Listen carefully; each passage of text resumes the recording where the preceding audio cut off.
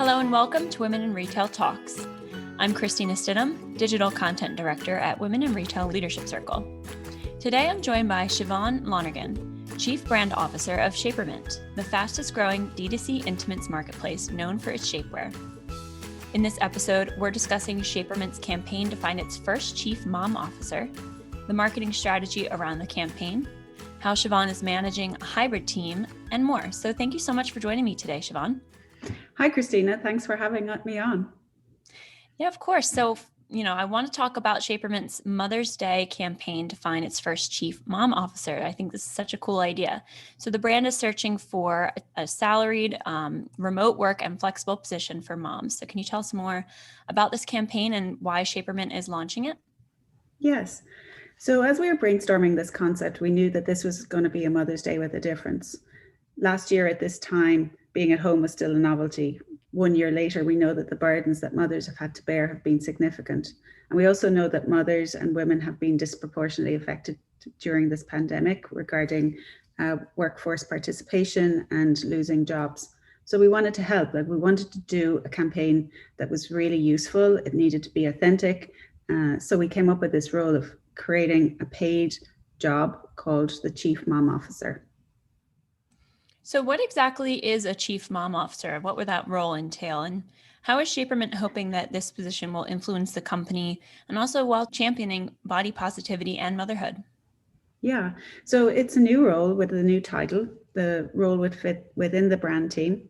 And 80% of our customer base is moms. So we realized quickly that if we did not talk directly to moms and we did not take insights that were relevant to moms, that we were missing a huge opportunity. So we wanted this role to be part advisor, part content creator, and also part brand ambassador. So the role responsibilities will include championing the Shaper mom and community, encouraging body positivity and the real behind motherhood in all its forms. We also wanted to share real live insights with our market research team and our product and innovation team. Again, we really want that mom insight to really help drive customer-driven improvements to our products. Another part of the role is around brand ambassadors and showcasing our campaigns, our initiatives, and brand values. So we want to make sure that our voice really embeds and imbues that voice, given that our customer base is 80% moms. And again, we also think that these moms have a voice within their own communities across their own platforms. So we want them to promote these values in their spaces as well. Again, we're really looking to show the real behind motherhood. We want to make sure that that voice is heard within our brand, and so that we can take these firsthand insights to help continue to build an authentic, body positive environment that with a set of products that mom can really fit within their busy lives. That's awesome. Yeah, I love this idea. And I feel like we actually talk a lot about how moms are underserved a lot in across the retail space. A lot of brands, they don't get as much attention as they should from a lot of companies. So this is really a nice step that Shapermint is taking, and it fits perfectly with your brand. So I wanted to ask what your marketing strategy around this campaign will be, and how are you hoping to raise support and awareness for the challenges that are disproportionately affecting working moms right now, as you mentioned from this past year?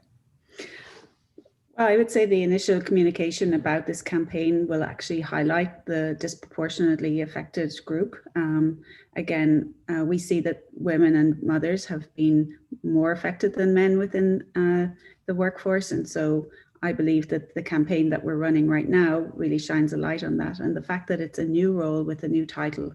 But beyond the campaign, I wanted to kind of really do something useful. Again, I think that beyond the press release, this job has to serve a purpose internally with our teams and then externally within the communication. So, we've launched the campaign across our social media, including LinkedIn. We also running a New York Times ad today. And as well, we are talking to various mom groups, including Hey Mama, to circulate the news.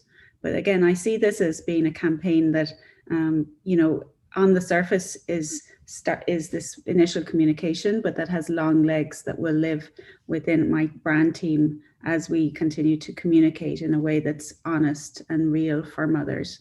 And that again goes across our customer insights that will affect most aspects of our business, specifically with our product development team.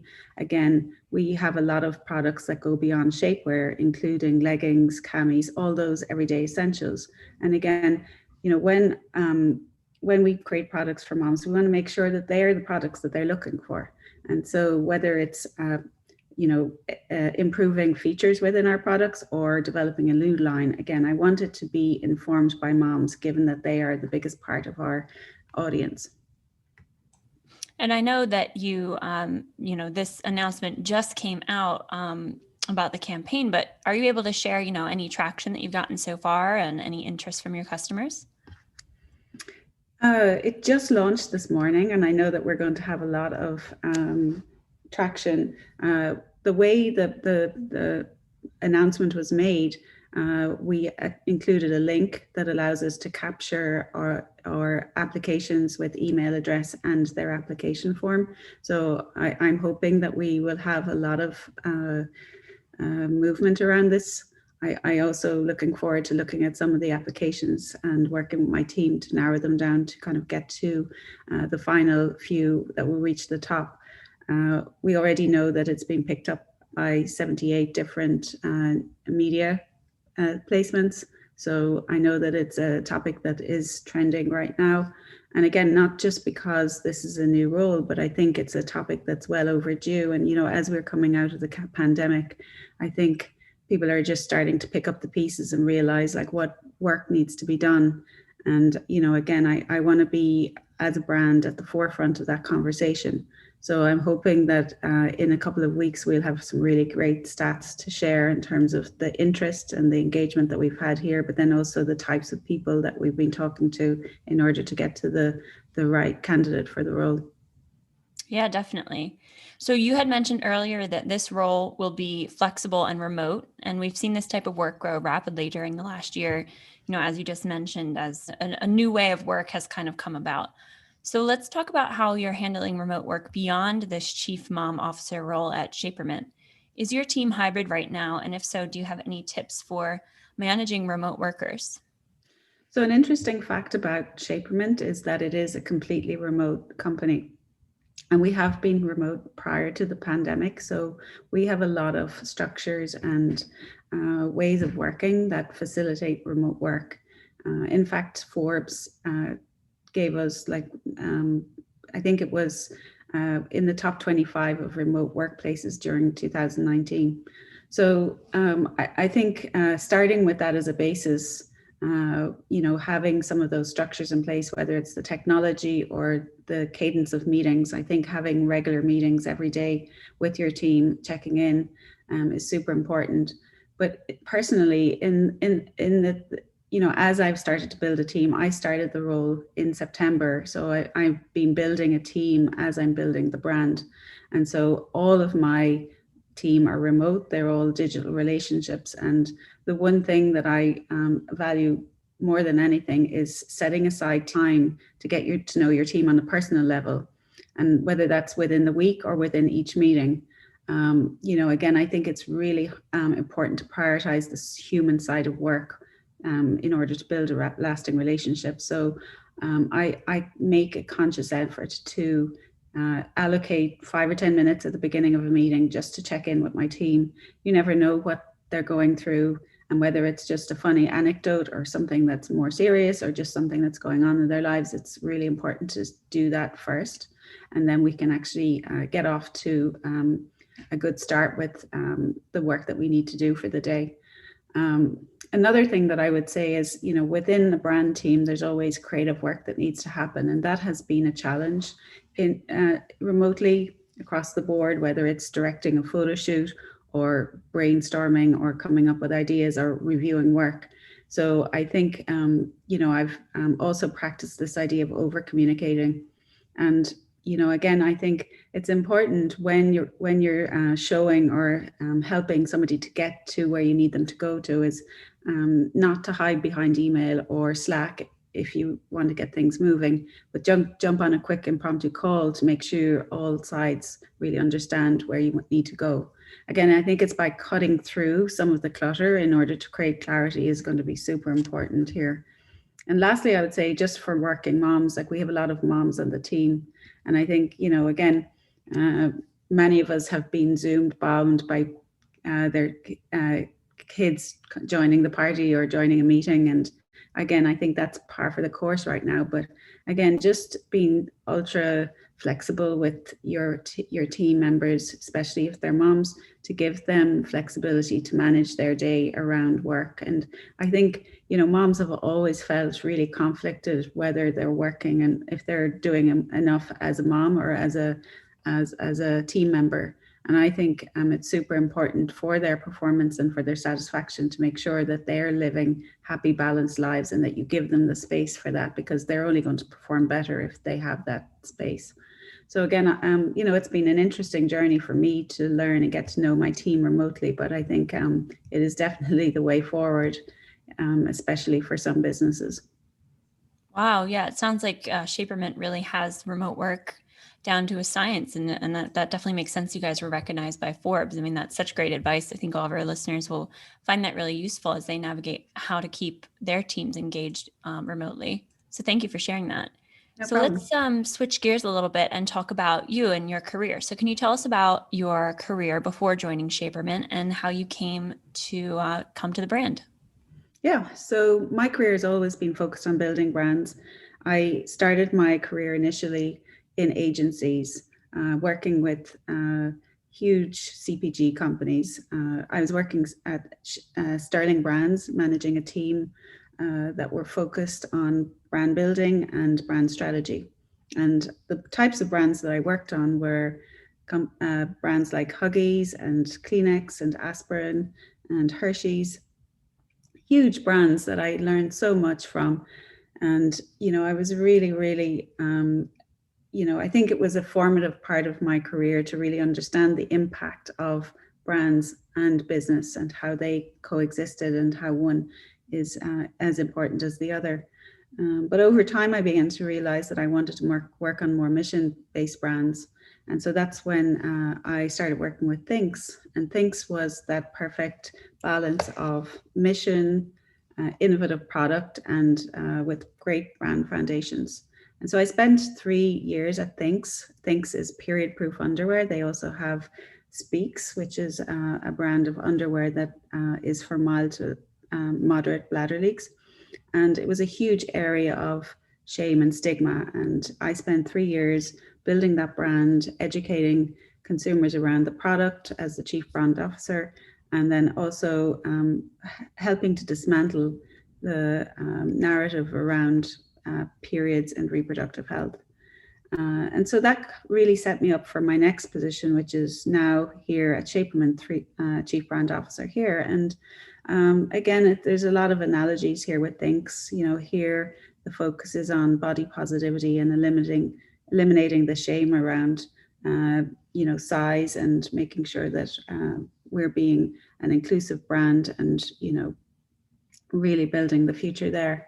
And so it's been a really interesting journey for me. Like one career choice has led to the next, which has led to the next. And I feel like I'm continually growing. And I'm really thankful now to be in the space of D2C, because I think, again, the way business is moving, it's such a vibrant area and so fun to really engage and really understand new channels and tactics, as well as doing that alongside building a brand. So that's kind of where I'm at right now. And again, I just see it as a continuous journey of growth and learning. And again, lucky to be working with the team at Shapermint and talking to customers and really helping go beyond these stereotypes that have been created in our society. That's great. Yeah, your journey is, really fluid. It makes sense how you went from Thinks to Shapermint, everything else. So, and I know you are an advocate for women's empowerment, diversity, and inclusion as well. Can you share the work that you've done in this area, and if Shapermint also has any women's groups or other DEI programs internally? Yeah, so we're just starting our journey. The company started in 2018, and We've been building a business, and as I said, that I've been brought on board to really help define the brand values and really emulate those values internally and externally. So we have a couple of things going on. At the moment, we're building a brand ambassador program. This will be an external team that we are recruiting called the Shapermint crew, and they will emulate our values of inclusivity, diversity, and equality, and really project outwards as a way to grow our mission around body positivity. We also have a group called Shape the Future. They're an externally focused group on product development. But again, we use real-time insights from real women that are actually helping define how we build our product and our product attributes. And again, I just see this as an extension of really tackling different subjects at different points within our brand. And then within our brand team, we have a specific body positive training course called that we're doing. It's an external course called Body Positive Facilitator Training. And so my team are taking this course in light of continuing to educate our team, but also to inform our approach and communication in this area. And our goal is to be able to hold courses both internally and externally on the subject, as well as representing the brand as being a body positive expert. And so, again, given that we are an international company with many different cultural areas to really accommodate, I'm committed to continue to grow and mentor our teams, as well as continuing to educate myself in these areas. That's great. Yeah, it's definitely important for the brand as a whole to be taking on these continued education sessions and learning all about how you can bring that to your branding. So that's great.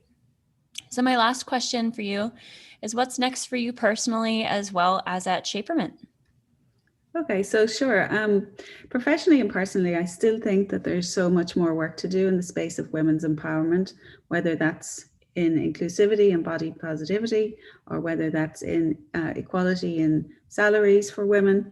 Again, we've built a platform of 4.4 million women, and again, I want to continue to use that platform to really put out and educate teams and our customers on these subjects. I think there's so much more work that we can do here.